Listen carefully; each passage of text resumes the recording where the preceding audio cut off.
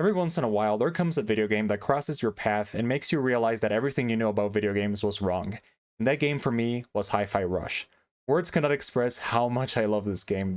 Honestly, I never expected to like this game so much as I did.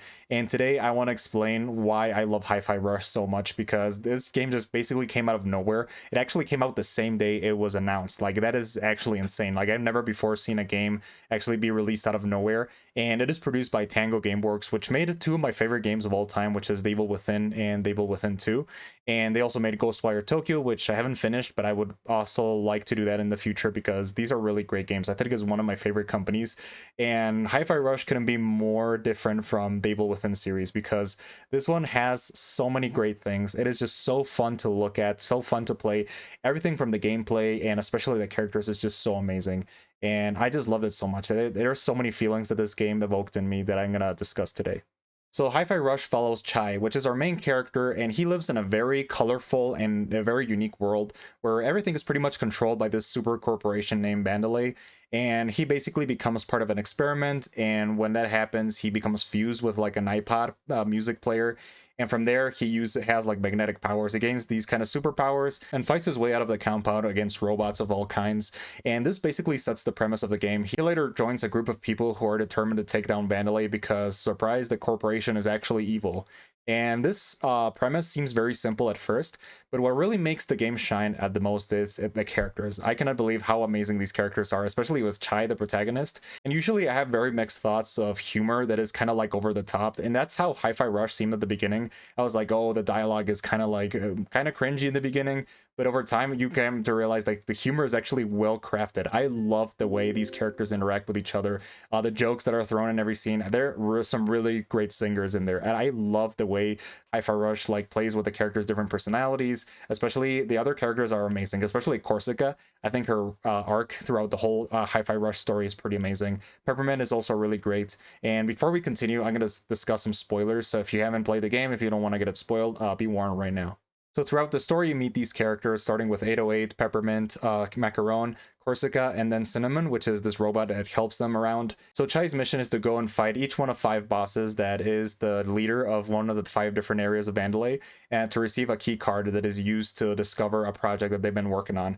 And I thought it was amazing the way they crafted these bosses, and the combat is really amazing. So I'm going to go and discuss the gameplay because it is honestly really original and very challenging and fun. I honestly had a blast because of how fun the game was and just how colorful and amazing it is. I think this is one of those games that really remind you of your childhood. Kind of remind me of like the Saturday morning cartoons people used to watch back in the day, kind of like Ben 10, those kind of things that I loved back in the day.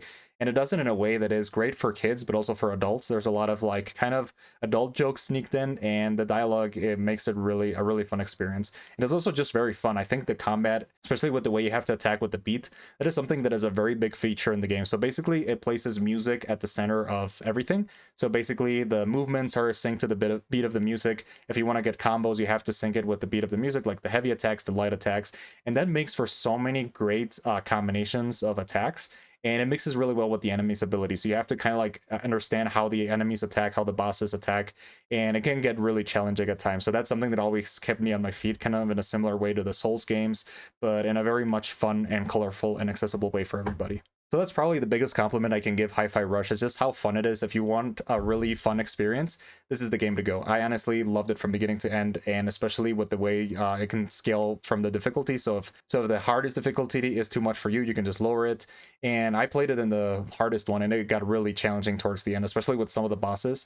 But it's just really accessible and universal for everybody. Like I said before, the writing and the characters are just amazing, and especially I think it left me with wanting more from them. So if they ever announce a sequel, I would love to see how these characters interact and introduce some new ones, because like I said before, this is just a very colorful world, and I would love to see more expanded areas of the Hi-Fi Rush universe, because I think it's really worth it. It just provides so many opportunities for world building, and especially with the sci-fi colorful setting they're going for. I especially love Chai's interaction with the other characters. I love Corsica's story, and I would like to see where the story goes from there, because it is honestly so much fun to play this and the way these characters and the universe works. So yeah, honestly, I have almost no complaints about Hi-Fi Rush. It's just a really great game that I wanted to recommend, and I can't believe it took me a couple months to get into it, because I heard it was good, but I didn't expect much of it. I was like, oh, okay, it's in Game Pass, I'm gonna download it. but I can say that it's really worth every cent that people pay for it. I managed to play it on Game Pass, but it's just so worth it. I honestly can't recommend it enough. I think as a final score, I'm going to give it a 98 out of 100. It's just one of those games that really struck me. And at the end, when the credits rolled, it really made me emotional because of, you know, especially with the music and just the overall optimism this game gives. I honestly have no complaints.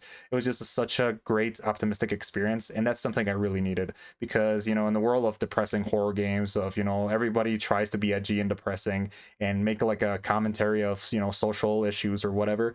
I think a game like this is really needed. So yeah, I really enjoyed Hi-Fi Rush, highly recommended, and yeah, that's my recommendation of the week.